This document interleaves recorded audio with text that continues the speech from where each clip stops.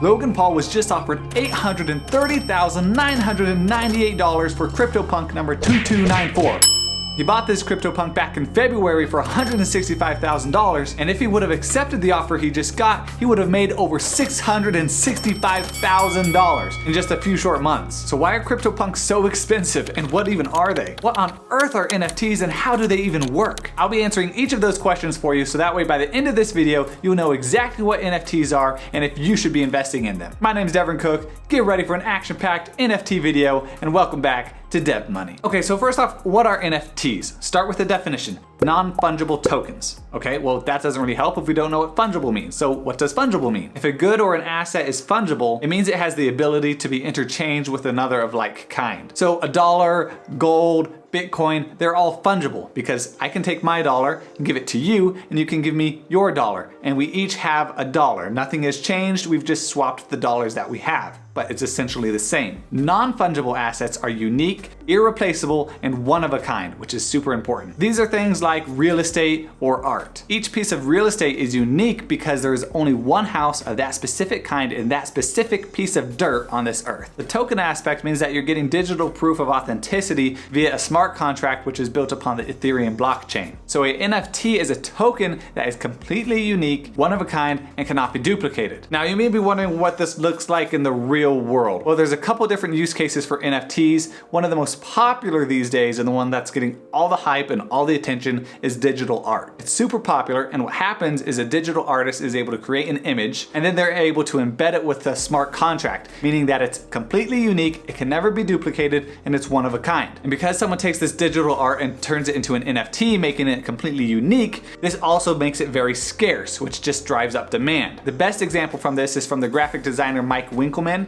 better known as Beeple. Now Beeple has an incredible story because he's been creating a digital image every single day for the last 13 years. That's over 5,000 images. He often just gave away his artwork, shared it on Instagram, and the most he ever sold one for was $100 before October of 2020. But now with NFTs becoming so popular, everything has changed because he has now been turning his digital artwork into NFTs and started selling them as NFTs. And he holds the record by far for the most expensive NFT to ever sell, and that was a collage of his 5,000 images, which were sold at a Christie's auction for $69 million. Let that sink in for a second. That was back in March of this year. It set the record and it hasn't been beat so far. Now, if you're thinking this is crazy and it doesn't make sense why people would spend so much money on these things and it's a bit hard to get your head around, well, don't worry. It can take a minute to get your head wrapped around how all this NFT stuff works. One of the most voiced concerns with NFTs is, well, if it's digital artwork, why would you pay so much money for it when you can just Google a picture of this collage and you can see it on your phone? And the reason I know this is one of the most voiced concerns is because this is the one my wife always brings up to me.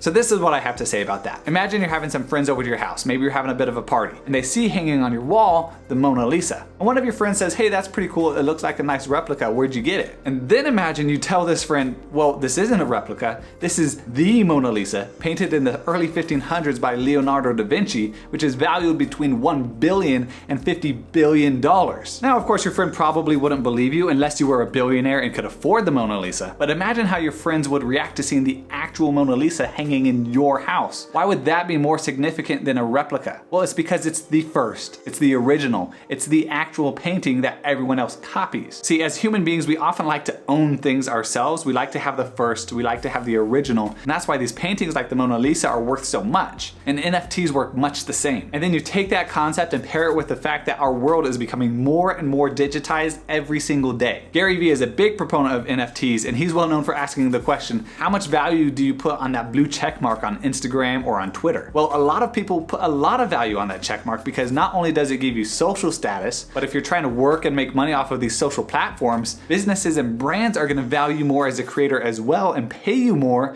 because of that blue check mark. So NFTs have really become a great way to give value to the things that we digitize, and right now primarily it's art. And Gary Vee, being such a big proponent of NFTs, has actually started his own NFT project called VeeFriends. And what's super cool about his project project is you're not just getting a piece of art that he's created himself, but each token, each 10,255 of them is I think the number, but each of those tokens comes with a physical benefit. Each of those 10,000 plus tokens will be getting you access to VCon, his new conference that he's going to be holding in 2022, 2023, and 2024. And some of them get you other kind of random and kind of crazy and fun perks, like maybe you want to go play ping pong with Gary, maybe you want to play a round of Uno with him, have dinner or a FaceTime with him. Each of those benefits and a bunch more are wrapped up into his different tokens. And I bring this up because I think it provides a great example of how we can combine NFTs and the digital aspect, and then combine that with the tangible aspect, something that we can touch and hold and actually experience. All right, so now that we know what NFTs are, what are Cryptopunks? Well, Cryptopunks is one of the first and most successful NFT project that was started back in 2017. And going back to that example with the Mona Lisa, because Cryptopunks are one of the first, it's what makes them so valuable, which you're gonna see here in a minute. There are 10,000 Cryptopunks that were developed by Larva Labs. Each one is a 24 by 24 pixel image, and actually they were given away for free. You just had to say, hey, I want one, and then they would give it to you. You just had to pay the gas fees on Ethereum. There are 6,089 males and 3,840 females. And then each one also has different characteristics, different traits that they have that make them more or less rare. And obviously their value is gonna fluctuate based upon the rarity of the Cryptopunk that you have. And while most of the Cryptopunks are human, there are 3 special types that make them even more valuable. And there are 88 zombies, 24 apes, and 9 aliens. And Cryptopunks is the most successful NFT project with over $500 million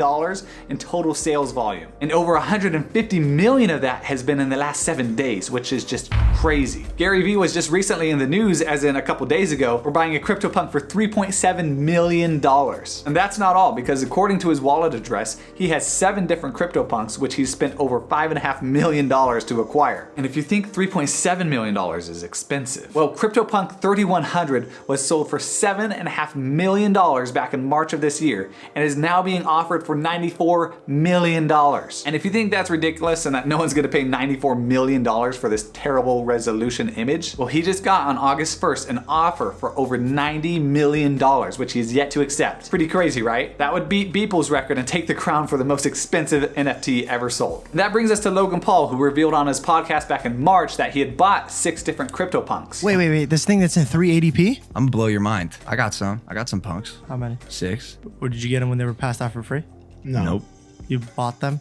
Yeah. And one of the punks he has is number 2294, which he bought back in February for $165,000. And he recently just showed on his Instagram that he'd gotten an offer for over $700,000 for this Cryptopunk. And if you look at the history on this Cryptopunk, he was offered at one point over $800,000 for it. But he of course has true diamond hands, and he said he's not selling, which I think is pretty epic. So why did Logan Paul buy Cryptopunks? Why did Gary Vee buy Cryptopunks? And should you potentially buy a Cryptopunk for yourself? Well, it's because in this new world of NFTs and digital art, some of the projects are gonna do super well and some of them are not. And Cryptopunks, being one of the first projects, shows a lot of great signs that it's gonna be around for the long term. And while the ability to collect digital art and pay high sums of money for it is pretty new and sometimes crazy to think about, throughout time people have been collecting things that were rare and that they deemed valuable. And sometimes those things even went up in value more than anticipated. In my humble opinion, the entire show Pawn Stars is basically built upon the premise that if people collect something that's rare, it can potentially